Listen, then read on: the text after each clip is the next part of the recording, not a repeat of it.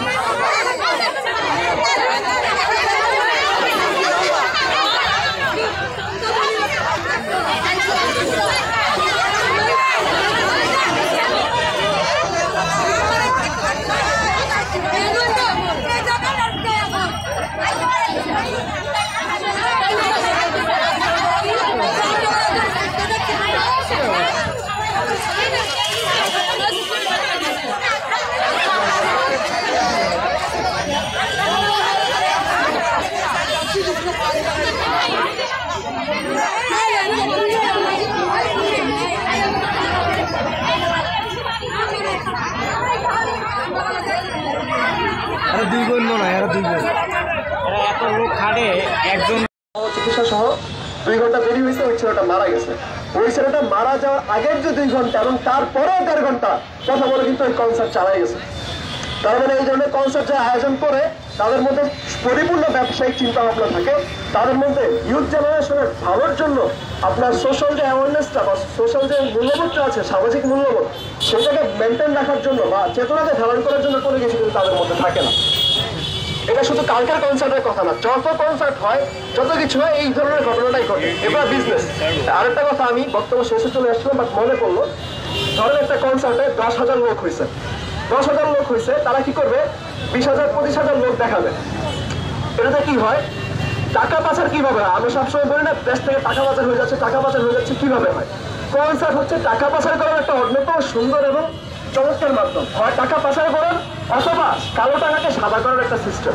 আপনি অনেক টাকা আছে আপনার কাছে, 100 কোটি টাকা আছে, এখন এটা ব্ল্যাক মানি। আপনি এটাকে হোয়াইট করবেন কিভাবে? আপনি হচ্ছে কনসার্টের আয়োজন করবেন, আয়োজন করে আসছে 2,000 লোক, আপনি বলবেন 10,000 লোক আসছে, তাহলে বাকি 8,000 টাকার মানে 8,000 লোকের যে টিকিটের টাকা, ওই টাকাটা আপনি দিবেন। দিয়ে করবেন কি? সরকারকে হয়তো 10% 5% ট্যাক্স দিবেন। ট্যাক্স দিয়ে তারপর ওই টাকাটা এখন আবার আপনার কাছে চলে আসবে, কারণ আপনি আয়োজক, আমরা আপনার ভাই ব্রাদারই আয়োজক। তখন কি হবে? তখন ওই পুরো ব্ল্যাক মানিটা কিন্তু আপনি হোয়াইট করে ফেলতেছেন। এটা কিন্তু কনসার্ট করার একটা বড় রিজন। আর আমরা আম পাবলিক বুঝি না। কাকা কাকা জি কি বলতেছিলাম? হারাই ফেললাম। ব্ল্যাক মানি থেকে হোয়াইট করা কিন্তু একটা বড় সিস্টেম, একটা কনসার্ট।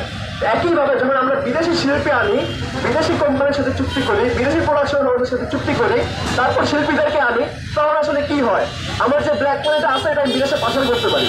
ওর হয়তো আমার লাগে 100 টাকা, আমি উদাহরণস্বরূপ বলতেছি, ওকে 100 টাকা ওর পারিশ্রমিক, কিন্তু আমি চুক্তি করলাম তোমাকে 500 টাকা দিব। 500 টাকা দিব, 400 টাকা বিদেশে নিয়ে যাবে, কিছু ট্যাক্স দিবে, ধরেন 10-20 টাকা ট্যাক্স দিবে, ট্যাক্সের লিগাল মানি হয়ে যাবে। এটা বিদেশে, তখন আমি হচ্ছে পাচার করে দিলাম, বাংলাদেশ থেকে চলে গেল। তো আমরা এত বলতেছি।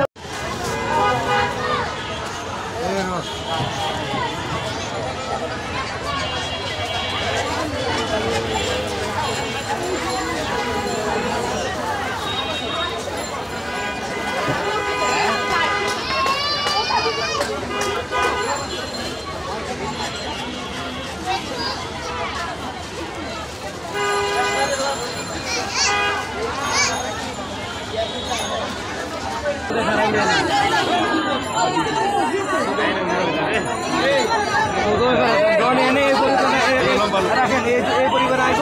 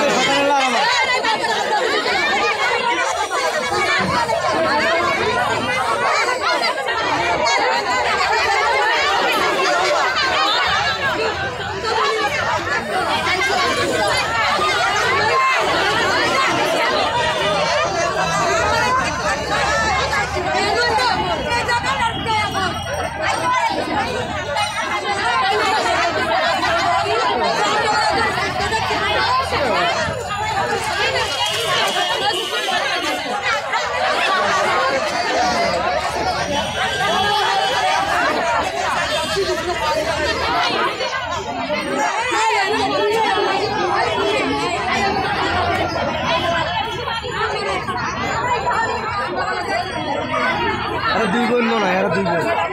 এরা এত লোক খাটে, একজন